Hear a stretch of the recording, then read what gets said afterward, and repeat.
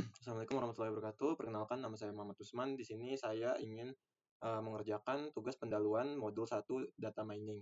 Langsung aja ke soalnya. Di sini soal pertama menunjukkan gunakan dataset yang telah disediakan pada tautan link dataset. Lalu kita buka link datasetnya.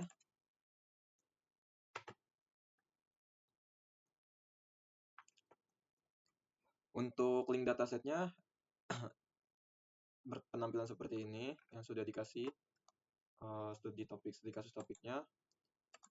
Lalu kita lanjut untuk tugas nomor 2. Untuk soal nomor 2,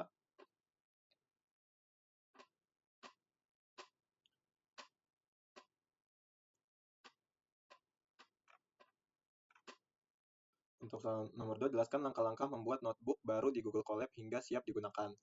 Di sini saya tadi sudah membuka Google Colab-nya, namun karena di soalnya disuruh untuk membuat langkah-langkahnya, maka kita ulang pembukaan Google Colab-nya. Pertama, search Google Colab, lalu masuk ke Google Colab-nya. Sudah, lalu di sini akan berpenampilan seperti ini jika Anda belum membuat apa-apa. Langsung aja ke tulisan yang ada tulisan new notebook-nya. Kita buka.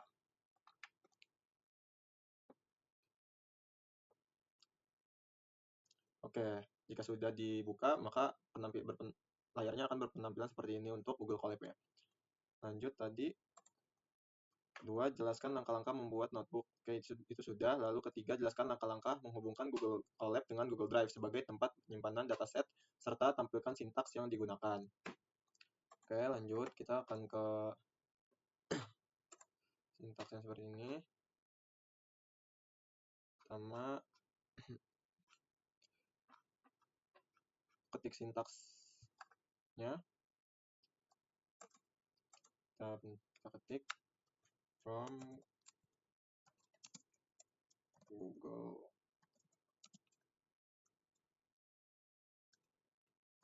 Colab import drive. Bentar.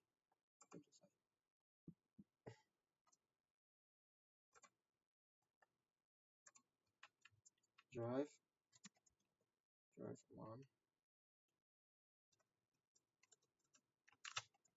drive titik mount. Ini content drive.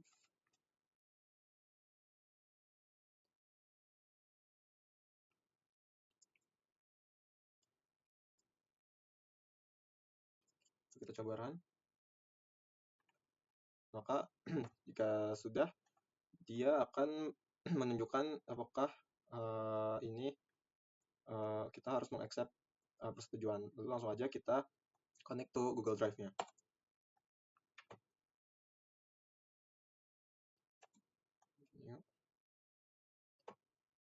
Select all aja biar gampang, karena jika ini nanti kesusahan.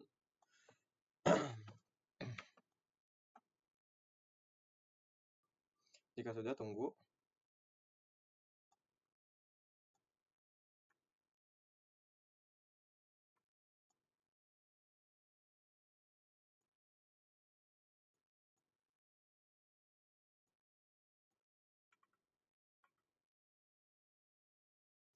Oke, di sini sudah.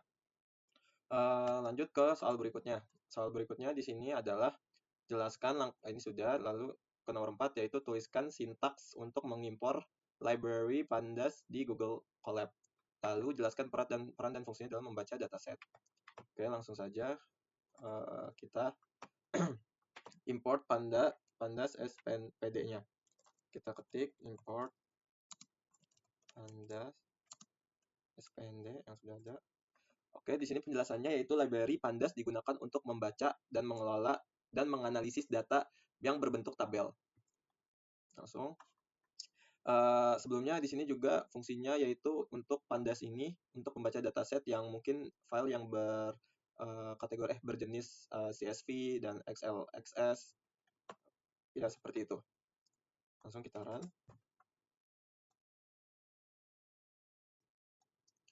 Oke. Jika sudah, dia akan menyimpan data ke dalam bentuk data frame dan menampilkan isi dataset dan mempermudah analisis data awal.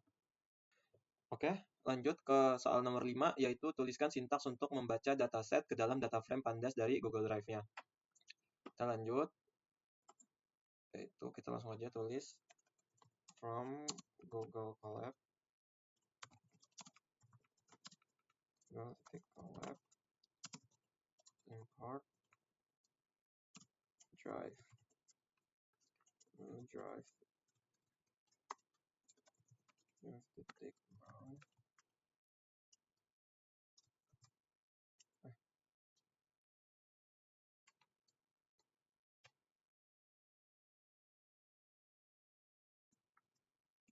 ya, content drive.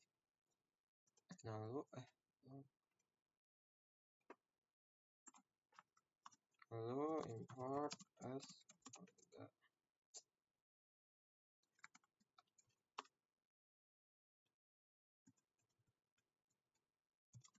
import pandas spd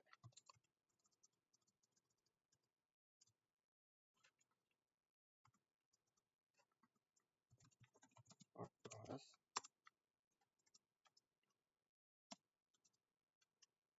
lalu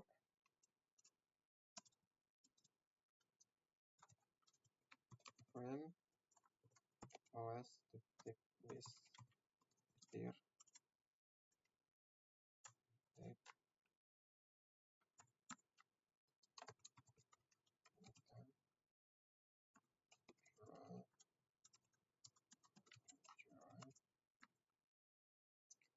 tes titik csv. Lalu enter f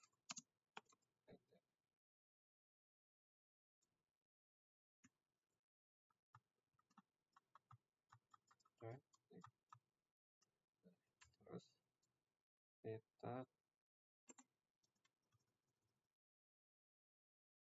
coba dev head dulu.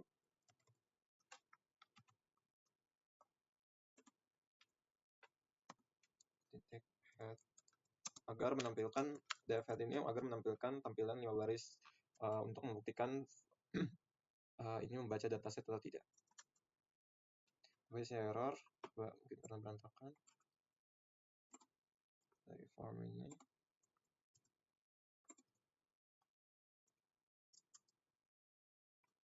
Masih error.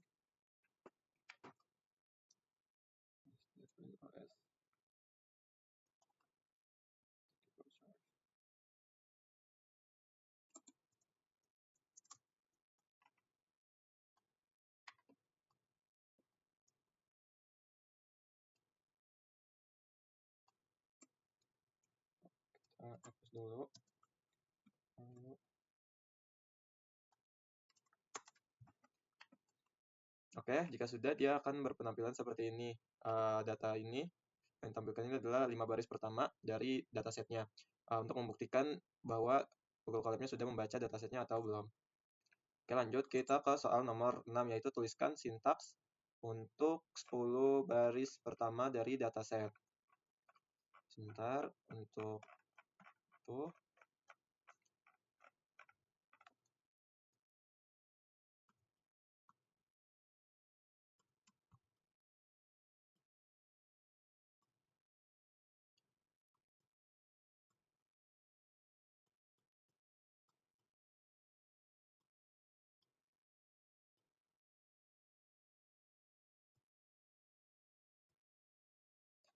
Oke, untuk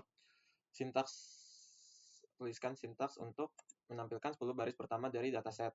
Langsung aja, karena tadi adalah sudah memunculkan 5 baris pertama, yaitu memakai df head. Jadi kita untuk menampilkan kita tulis juga df head, tapi kita tulis karena di situ diperintahkan untuk menampilkan 10 baris pertama, maka kita tulis 10 dalam tanda kurungnya. Lalu coba kita jalankan, maka akan keluar 10 baris pertama dari datasetnya. Oke, sudah. Tujuan ini untuk melihat isi awal data, mengecek apakah datanya berhasil dibaca, mengenali nama kolom dan isi datanya. Lanjut untuk soal ketujuh, yaitu tuliskan sintaks untuk menampilkan 10 baris terakhir dari datasetnya. Oke, kita masuk ke soal nomor 7, yaitu tadi diperintahkan untuk tuliskan sintaks untuk menampilkan 10 baris terakhir dari dataset. Maka kita akan tulis dftail,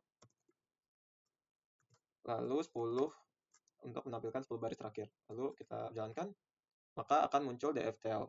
Maka akan muncul 10 baris terakhir dari datasetnya. Dia akan menampilkan hasilnya seperti ini.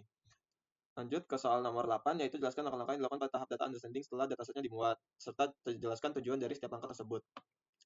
Oke, kita akan membuat langkah-langkahnya, yaitu langkah pertama, yaitu kita akan menampilkan jumlah kolom dari datasetnya.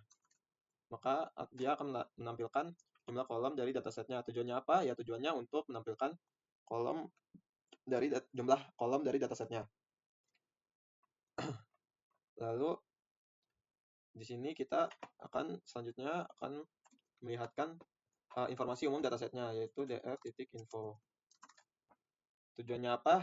Ya, untuk mengetahui jumlah data, nama kolom, dan tipe datanya. Dan jumlah nilai non-nullnya. Lanjut, kita akan melihat nama kolom, yaitu df.columns.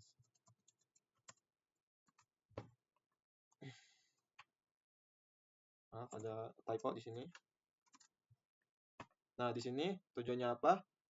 Ya, untuk menampilkan nama-nama yang ada di kolomnya tersebut, kolom dari dataset yang tersebut. Contohnya beberapa, ada kolom pada dataset, yaitu ada load area, year build, dan macam-macam lainnya. Tujuan sebenarnya apa sih? Yaitu untuk mengetahui atribut apa saja yang tersedia pada datasetnya. Oke, lanjut. Karena tadi sudah info, mengecek informasi umum. Selanjutnya adalah df types. Tujuannya apa sih untuk membuat df types ini? Df types ini adalah, sebentar.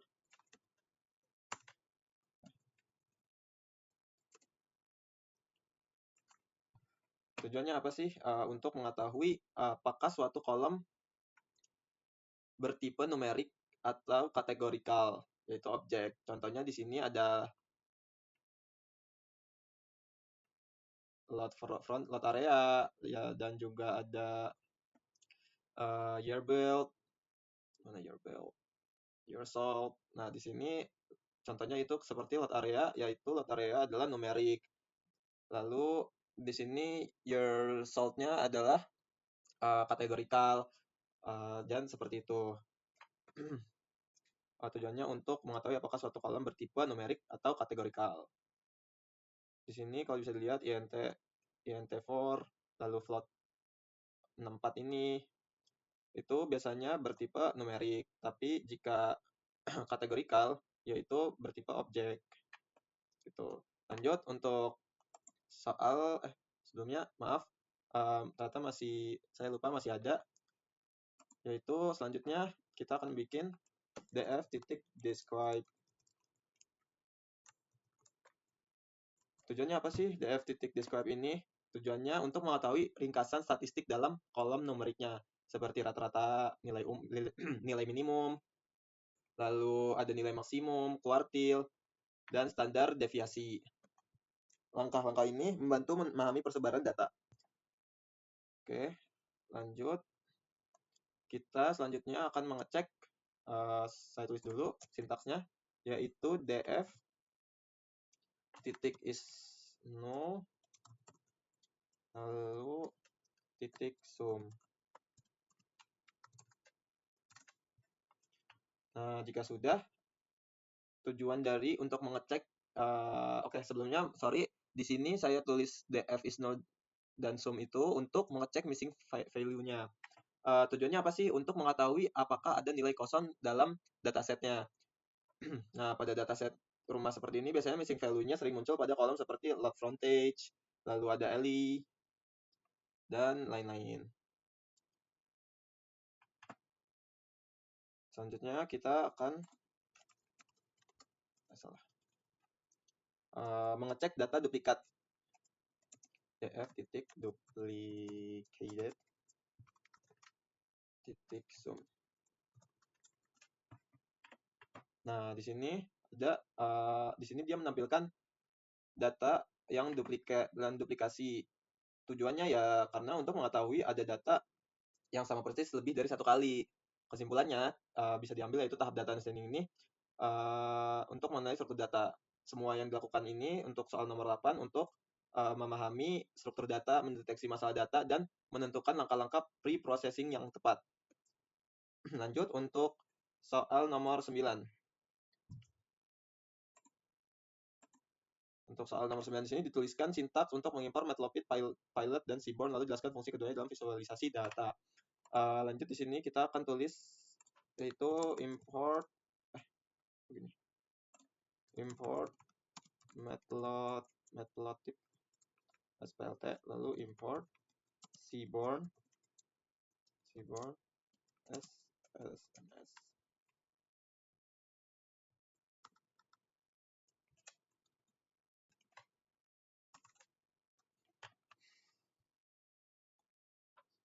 Nah, penjelasannya untuk Matplotlib ini digunakan untuk membuat grafik dasar seperti histogram, bar chart, line chart, dan scatter plot. Dan Seaborn yang digunakan ini untuk membuat visualisasi yang lebih menarik dan informatif seperti histogram, box plot, heat map, dan count plot, dan lain-lain. Kesimpulannya yaitu Matplotlib ini dan Seaborn ini membantu dan memahami pola dan distribusi data secara visual. Ya, visual itu ya histogram, box plot, line chart, scatter plot, dan lain-lain. Oke, lanjut kita untuk tugas nomor 10.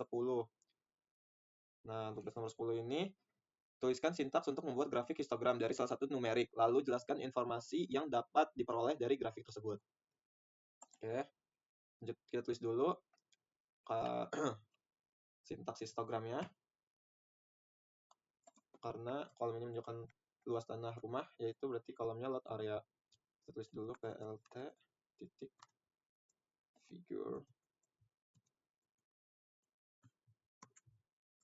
figure lalu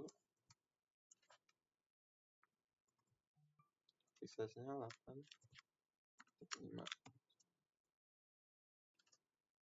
Lalu sini ada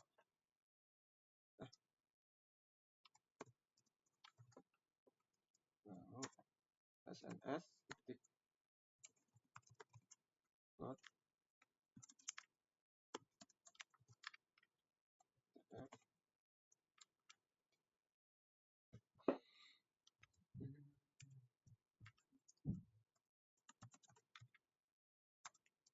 area.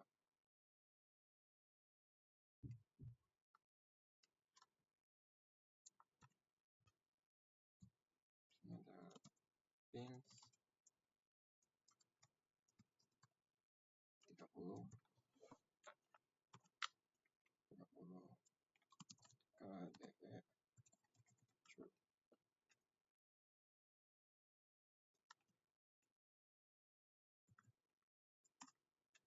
KDE true.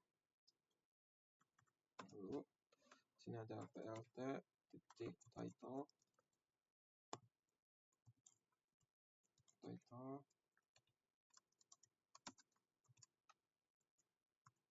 histogram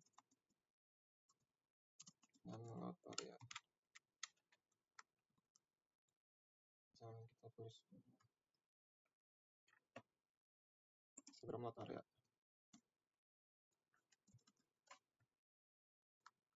Lalu ada PLT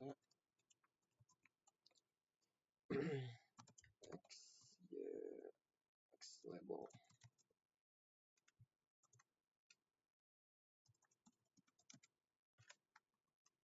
Area. Lalu ada PLT label frekuensi. Lalu PLT show. Lalu kita jalanin. Nah, di sini muncul visualisasinya. Nah, histogram lot area ini digunakan untuk melihat distribusi frekuensi dari nilai lot areanya. Apa sih informasi yang bisa diperoleh dari ini? Ya, di sini informasi yang bisa diperoleh yaitu sebaran luas tanah rumah, nilai yang paling sering muncul, bisa dilihat, lalu apakah distribusi data simetris atau miring, dan apakah ada nilai yang terlalu besar dan dibandingkan data lain. Lalu bisa juga memperoleh informasi yaitu pola umum dari luas tanah pada datasetnya. Kesimpulannya apa? Kesimpulannya histogram load area ini dapat membantu dan memahami bagaimana persebaran ukuran tanah rumah pada dataset. Oke, kalau sudah, lanjut kita ke soal nomor 11. Yaitu tuliskan sintaks untuk membuat box plot dari salah satu kolom numerik, lalu jelaskan cara mengidentifikasikan outlier dari grafik tersebut. Oke, di sini kita buat dulu sintaks box plotnya.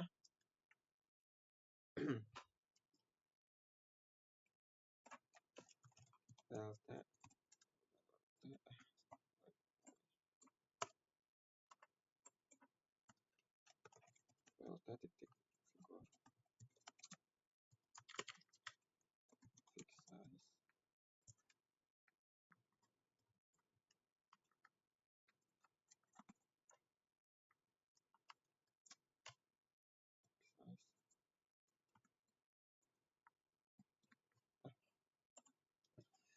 fix size-nya 8,5.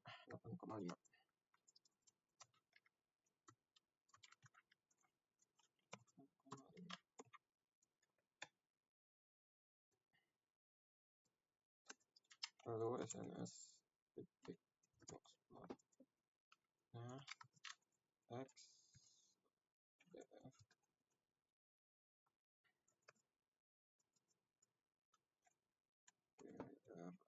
live.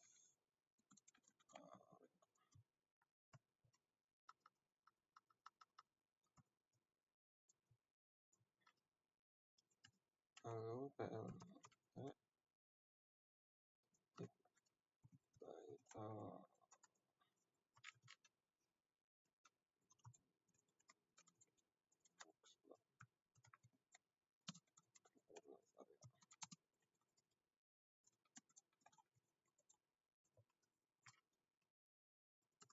lalu ada plt show.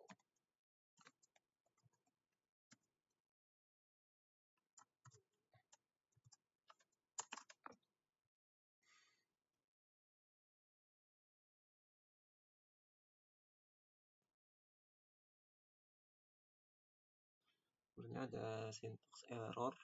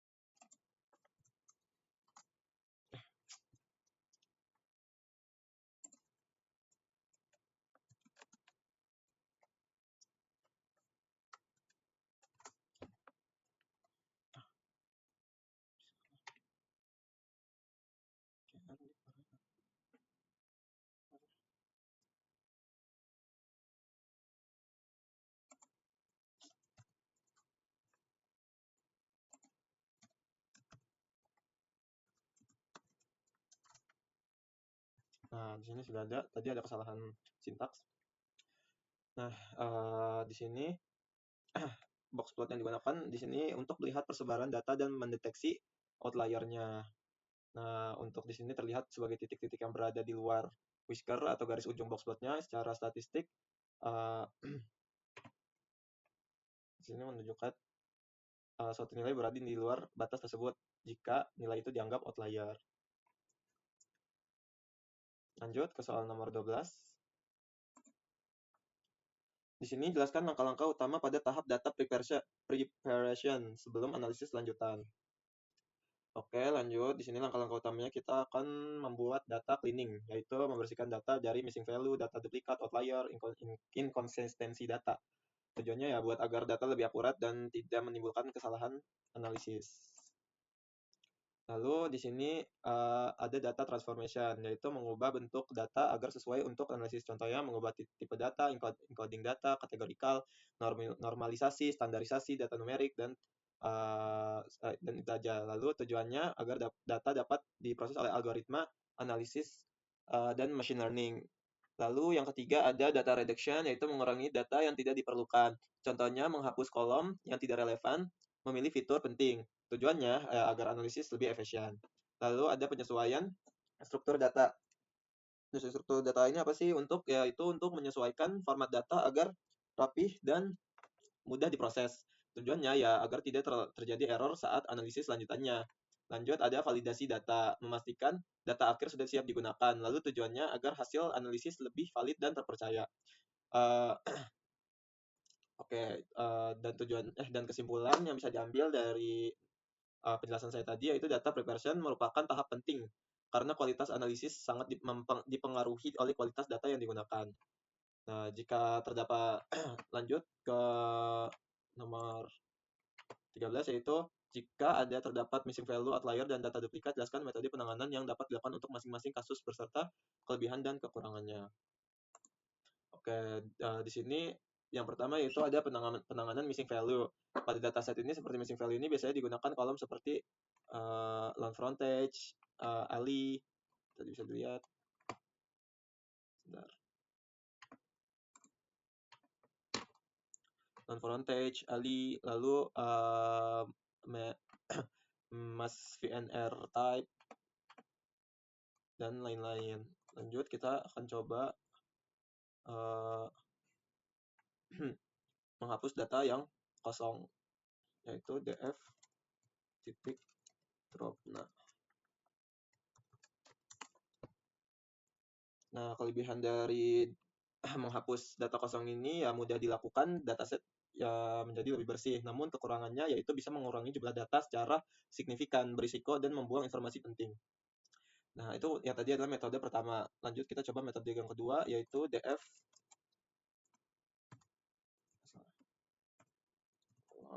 frontage.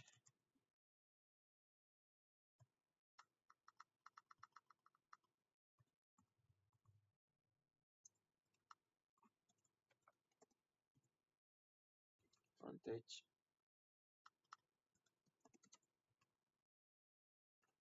Titik.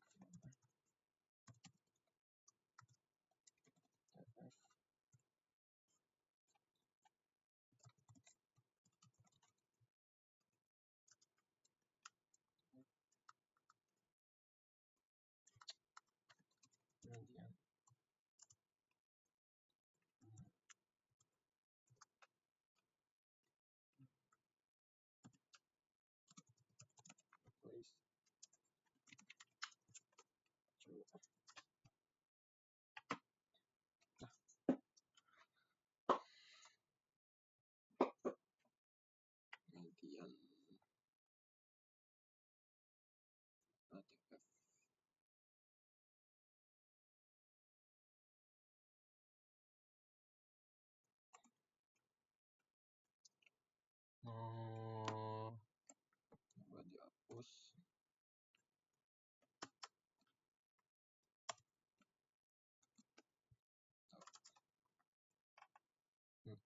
Nah, metode kedua ini yaitu mengisi nama dengan mean. Ya bisa dilihat mean, median atau modus. Ya contohnya kita yaitu adalah median. Contoh untuk di sini yaitu kolom numeriknya. Jika untuk contoh kolom kategorikalnya yaitu ya df titik mass VNR type, lalu filna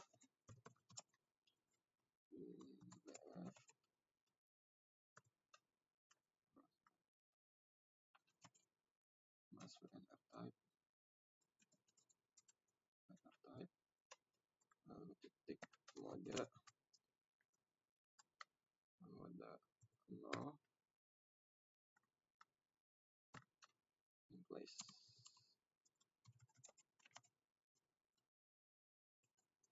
True.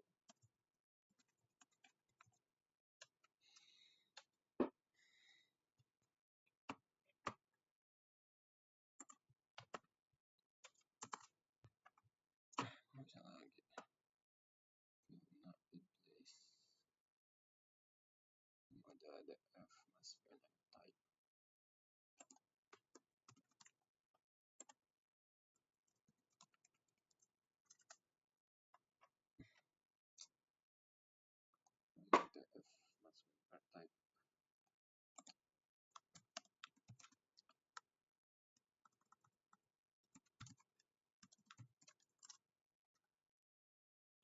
Nah, di sini contohnya akan muncul seperti ini untuk kolom kategorikalnya apa aja. Kelebihan dari metode kedua ini adalah untuk data lengkap dan tidak mengurangi jumlah baris. Kelebihannya. Lalu untuk kekurangannya bisa untuk menyebabkan bias dan nilai pengganti belum tentu mewakili kondisi sebenarnya. Lanjut ke penanganan outlier. Di sini kita langsung aja ke metode yang pertama, yaitu menghapus outlier-nya. Kenapa sih outlier harus dihapus? Karena dapat dihapus jika dianggap tidak wajar atau kesalahan input. Lalu mengurangi kelebihannya yaitu mengurangi pengaruh nilai ekstrim, analisis menjadi lebih stabil. Dan kekurangannya bisa menghilangkan data penting dan juga tidak semua outlier adalah kesalahan.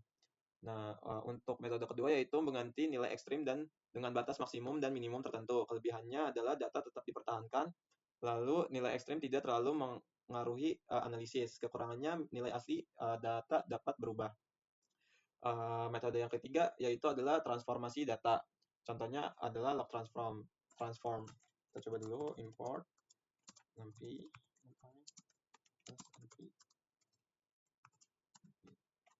terus df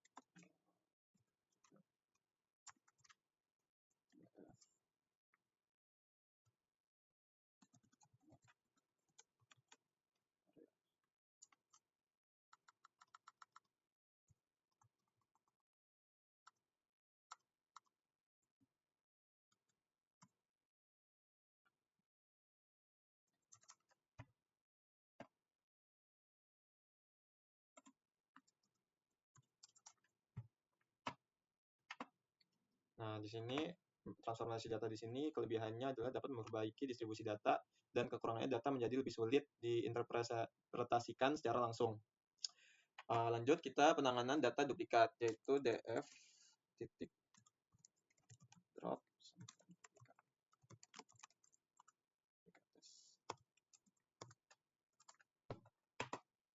Nah, di sini kita memakai metode menghapus data duplikat.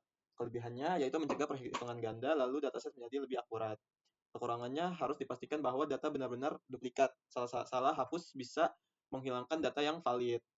Uh, itu saja untuk tugas TP modul pertama, data mining. Saya Muhammad Usman dengan NIM 1020424300029. Terima kasih. Sebelumnya kesimpulan akhir dari tugas ini yaitu dalam proses EDA ini dan data preparation, penanganan missing value, outlier, dan data duplikat sangat penting agar dataset menjadi lebih bersih, valid, dan siap digunakan untuk analisis lebih lanjut. Pada dataset rumah ini, tahapan tersebut sangat membantu untuk memahami karakteristik data properti serta mempersiapkan data sebelum dilakukan pemodelan atau analisis lanjutan.